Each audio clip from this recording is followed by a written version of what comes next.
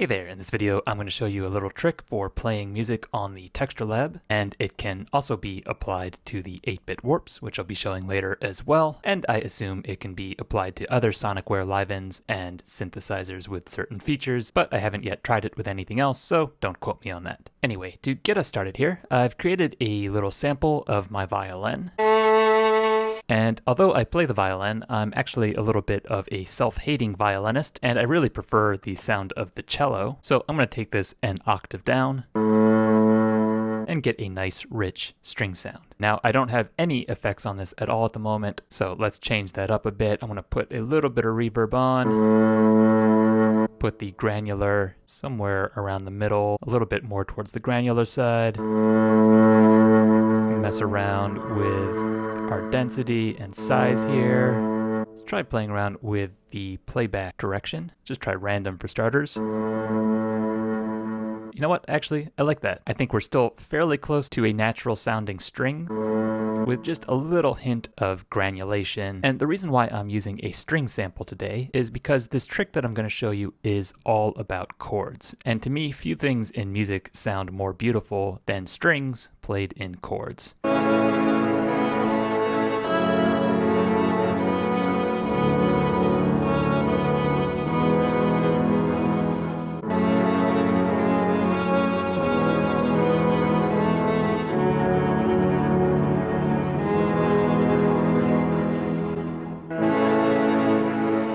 Which to me just sounds gorgeous, and I just mean the sound itself, not my playing. I'm not actually that good at playing the keyboard, and that's precisely what this trick is all about. So without further ado, let me just show you it. For starters, I'm going to hit the record button so that we go into step recording mode, and I currently have an empty 16-step pattern, and on the first step, I'm just going to play a chord, and I'm going to keep things simple here. I'm just going to do a basic C triad. And if I want to spice things up a little bit, I can add a couple more notes there, and I can do that either at the time of recording, or I can go back and add them after the fact. Just keep in mind that sometimes adding a note might erase a note you had before, and it depends on how many notes you had in the step to begin with. Okay, so now I've automatically progressed to the second step because I have auto step on, and now I'm just going to put in another chord. And I'm going to be doing this somewhat randomly. I don't have any sort of pre-planned progression in mind, but there are two caveats to keep in mind here. The first is that I am going to be staying inside of the same key, so I'm going to be playing everything in the key of C here on my keyboard. The second caveat is that although I don't have a progression in mind, as I go from one step to the next, I'm going to go up a little bit or down a little bit, maybe 1 or 2 steps on the keyboard, but I'm not going to do any huge leaps. I want to keep all the steps pretty close to each other so that we kind of gradually move from one end of the keyboard to the next. So with that in mind, I'm going to go up from C to, let's just do a D. This is also a really great way of practicing your chords. For example, so far I'm just basing everything on basic triads and adding some extensions above them, and sometimes losing notes in the process. But you could also use this as a chance to practice some inversions of triads.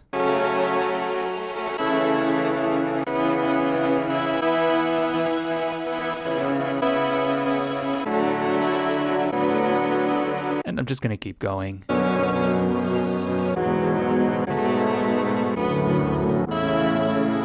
Until I get to the very end here. And my recommendation would be to leave these last 4 steps empty. That's going to give you the most options for what we're going to do next. Although you could go up to 15 here and just at minimum leave the final step empty. That one needs to be empty to be able to do what we're going to do next. But before we do that, I want to just go through our steps and make sure everything is in order.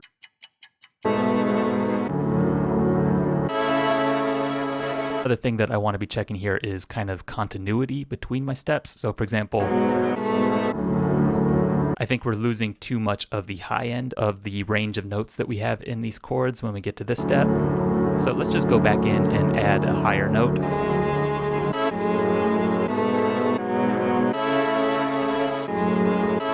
And I think that final one also goes too far up compared to the one that comes before it. So let's just tamp it down a little bit.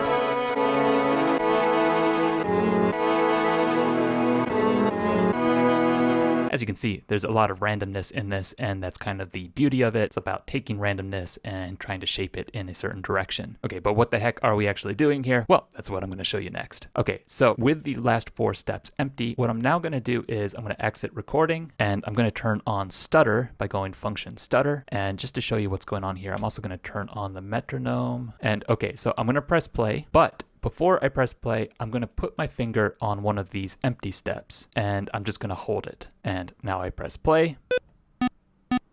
And notice how nothing's actually getting played. That's because we have stutter mode on, and we are currently stuttering on this empty step here. Now, why do we want to do that? Well, by doing that, what we can now do is this. So I'm going to turn the metronome off because it's kind of annoying sounding, and I'm going to press play again. So we are playing, but we're currently stuttering on the empty step. However, if I go back to any one of these steps that have chords on them, and I press down on one, well, the moment I press down, we hear the chord, and the moment I lift up, it stops playing because we are then transitioning back over to this empty step that I am holding down. And what that's going to allow me to do is essentially use these steps as kind of a chord keyboard. And so now I can just go like this.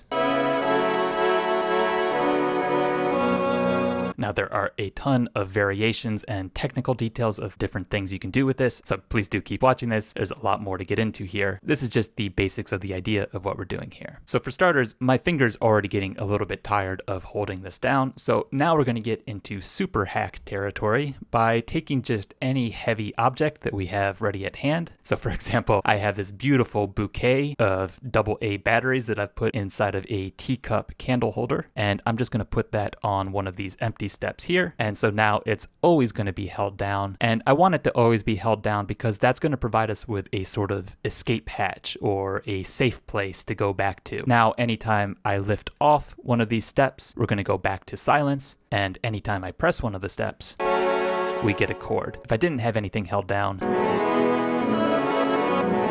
we would just continuously play through the pattern, and that's not what we want here. Okay, so with the basics established, let me now go into some of the fine details here. So we can modify our sound and our rhythm here a lot by manipulating a couple things. So first of all, and maybe most obviously, is the tempo of our pattern. It's currently set at 120. If I turn it down,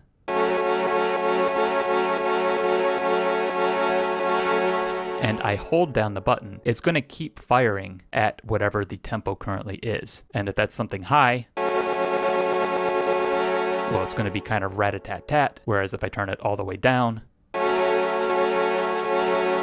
it's going to be much slower. And we can slow it down or speed it up even further by modifying the note length. So for example, you can make things super slow by going all the way down to whole notes.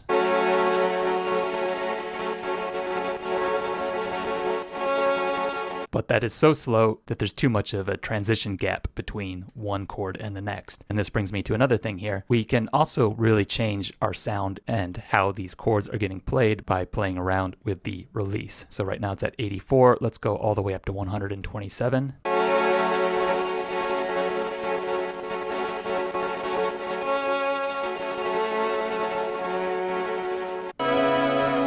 Okay, and now notice how the sample is going to linger much longer. And really, there's no reason to even have our tempo be this slow at this point, because let's go back to the way we had this before. So note length 16th, and tempo is 120. And now, so if I hold this down, we're back into that rapid firing. But the moment I lift up, we have this nice trailing sound from the sample.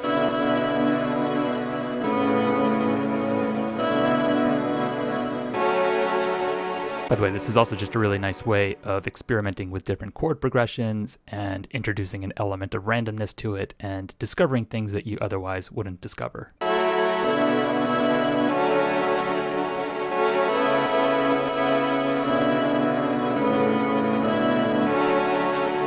Okay, so this is one way we can play the chords with these long, drawn-out sounds, and those can be really nice for tapping into another advantage of this method, which is that this allows you to play melodies on top of chords really easily. I can just play one of these chords, and then play a melody on top of it.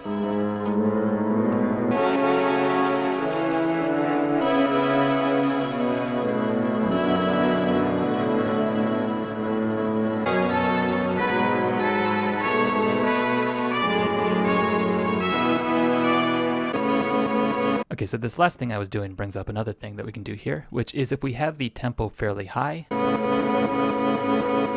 and we just hold down one of the steps, we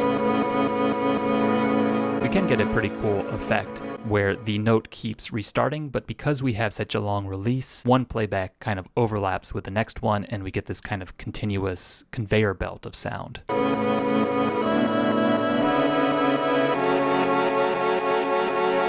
And another thing that we can do here is if I lift off my holder here and I play one of these chords, I can control the rate at which it's getting played back and refiring by either adding fingers to these other empty steps. For example, this would be 2 steps, 3 steps, 4 steps, or I could lift off completely and now we're firing really rapidly. So you can control the rate of the refiring that way. And that brings me to another thing that we can do here, which is that instead of having our release super high, we can make it much lower and have a choppier kind of chord, although I don't want it quite that choppy, maybe something like this.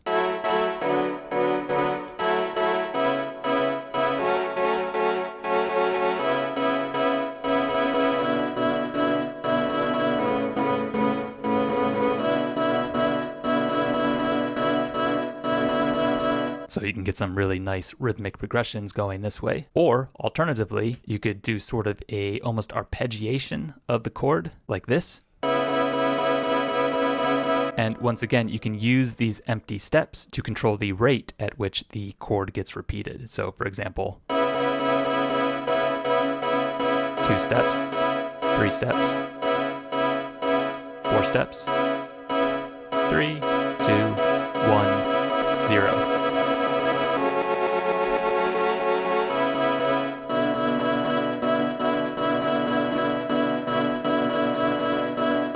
And you can add even more rhythmic complexity that way. But wait, there is more, because in addition to using these empty steps, we have a few other things that we can do to control the rate of playback. The first and maybe more obvious one is to modify the level of swing we have. Let's put this all the way up and I'll press play, holding down one of my empty steps over here, and let's try number 5.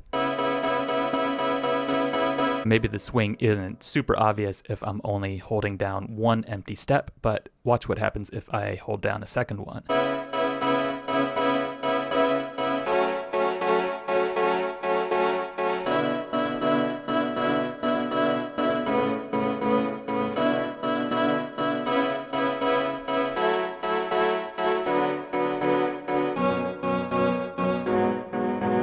And of course, you could also change the swing value from 75 to something less extreme. And another thing you can do, instead of just playing one chord at a time, you can also kind of flip back and forth between multiple chords. So for example, 2 would sound like this.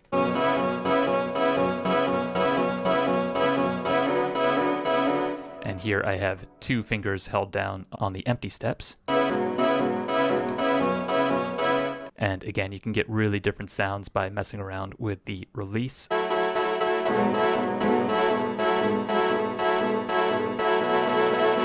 the tempo.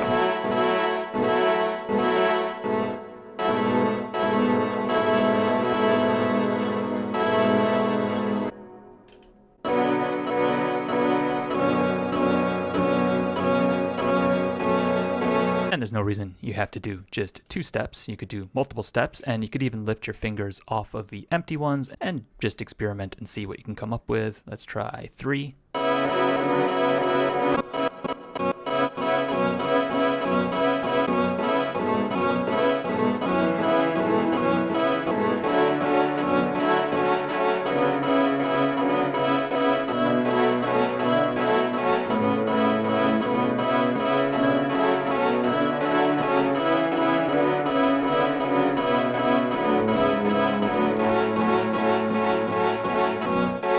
another much more kind of experimental and random thing that we can do to play around with the rate of playback and the rhythm we get from our chords as a result is a feature that I don't think most people know about the Texture Lab, and in fact I didn't know about it until recently, but you can control the individual probability of any particular step playing. And the way you do that is you go into record mode and you press OK, hold that down, and then target one of the steps. Let's try 5. And you see this goes to none. That means there's no probability settings currently saved to this. But if we mess around with the value knob, we can go anywhere from 100, which I think means there's a 100% chance of that step playing, all the way down to 25, meaning there's a 25% chance of it playing. So now if I exit record mode, go into play, I'm going to hold down my empty key again, and I'm going to press and hold down this 5 step.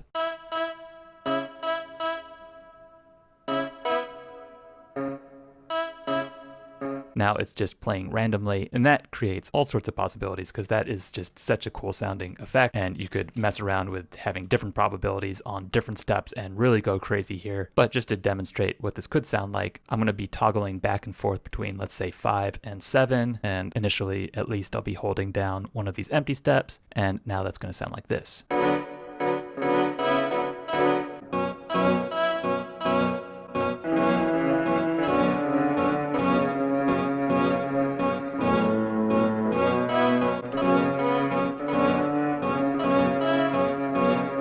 And I think you get the idea. Another cool thing that you can do here is let's go back to having our release set really high, tempo up a little bit here. So now I'm just going to go back to pressing one of these step buttons really quickly and then lifting off and letting the release do the rest of the work for me. Something that you can do here is while the chord is ringing out, you can play around with the knobs and manipulate the sound.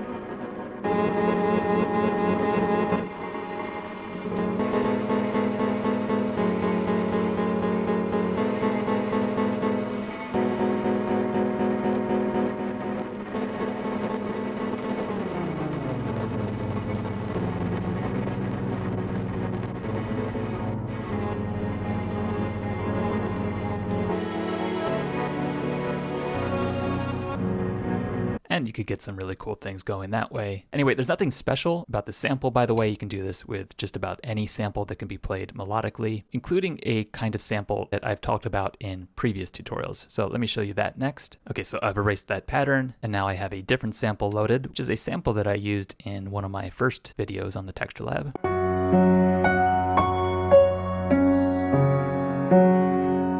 Put a link to that tutorial in the description below. This is a technique that I call cascading melodies.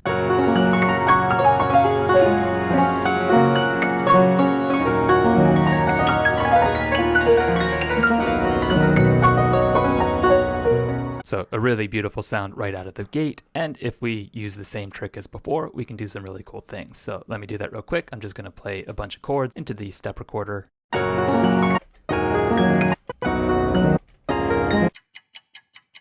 Okay, so let's try this out. First things first, I'm going to turn the release way up, and now I'm going to do the thing where I just play a step and lift off.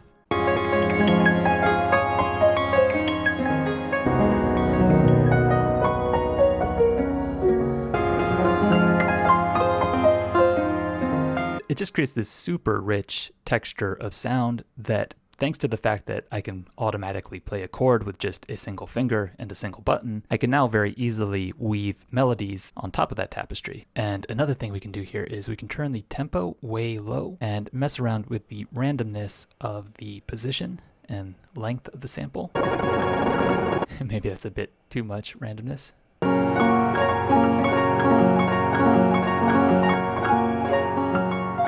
There, that's better. And now I can do the thing I did before where I toggle back and forth between a couple different chords, like this. And that's a bit too chaotic, so what I'm going to do now is I'm going to turn down the speed of this, try 47 for starters.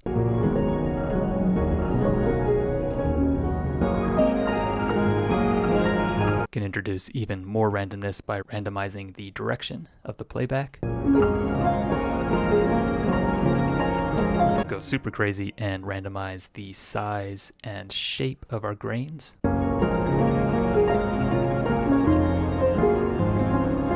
We could also introduce some jitter into this. Let's try turning up the reverb.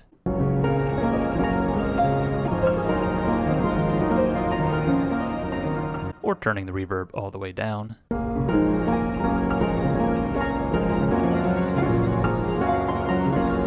Still a bit chaotic, so if we wanted to slow things down even more, we could go into note length and turn down the length of our note. Let's try that.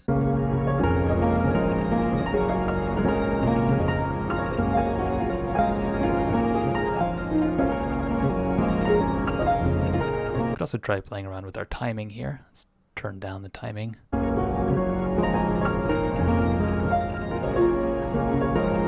Mess around with the density and the size.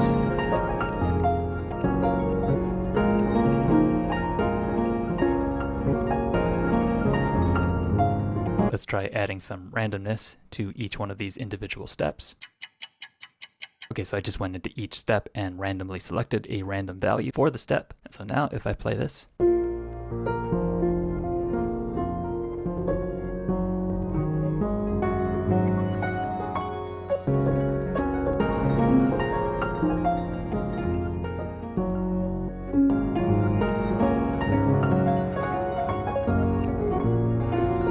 we get a whole lot of randomness, and we can get some really cool textures that way. And I should emphasize the word texture here. I mean, just playing this,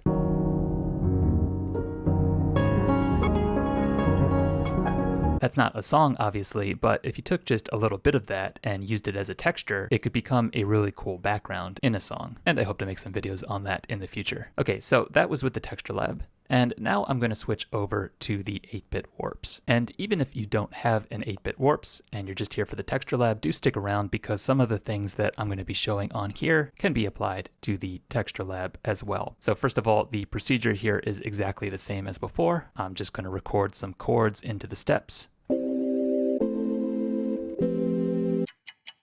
Go into stutter mode, turn off the metronome, and now we can just do the same thing as before.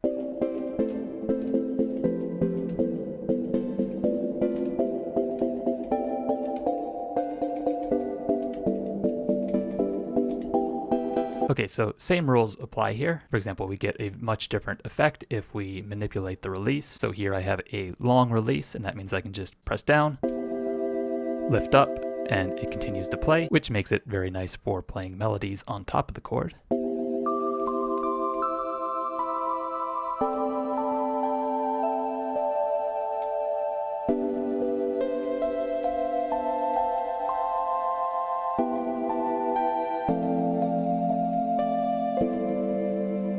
And if we want choppier chords, we turn down the release. Also keep in mind that your attack is going to change the character of this a lot. That applies to the Texture Lab as well. So if I turn the attack up a bit,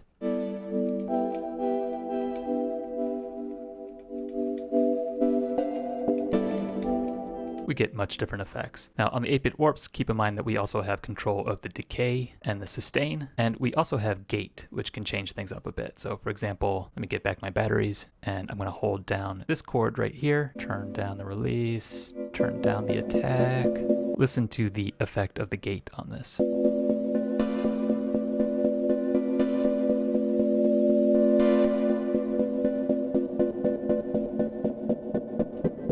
And keep in mind that you can also mess around with any of the other knobs as a chord gets played, just like on the Texture Lab.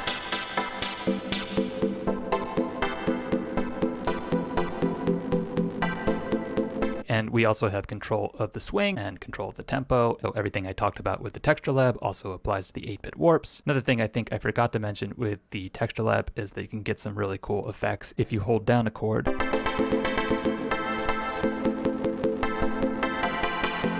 and mess around with the filter.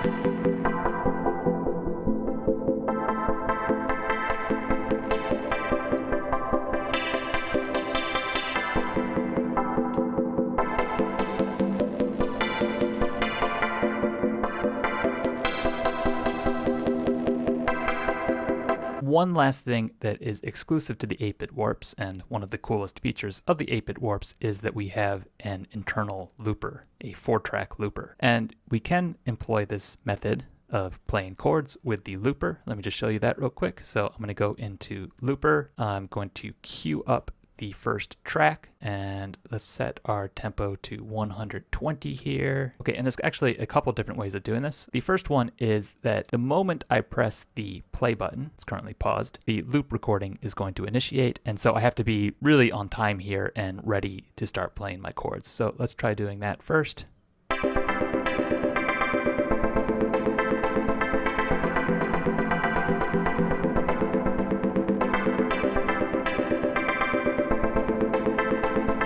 That is now recorded to the looper.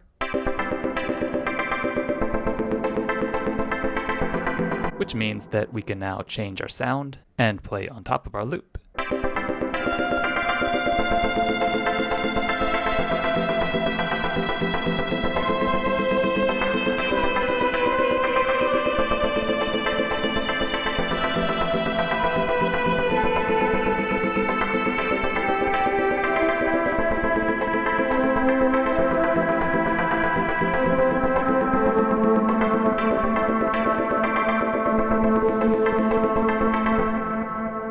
And there's actually a second method of recording loops when doing a trick like this, but I actually have a separate video on another version of this trick with the 8-bit warps, and I'll just leave it for that video, and I'll put a link to that video in the description below. That brings me to the end of this video. If you liked it, I have a bunch more tutorials on both the 8-bit warps and the Texture Lab that I'll link to below, and I also have a couple more variations of this trick that I've shown you here. 2 are videos on the Texture Lab that are old videos now, and the other one is a new video that I'm releasing for the 8-bit warps at the same time as the video that you're watching now. Again, everything's in the description below, and I hope this was useful to at least some people, and I hope to see you again soon in another video. In the meantime, I wish you all the best with your musical adventures, and I hope you have a great day. Goodbye for now.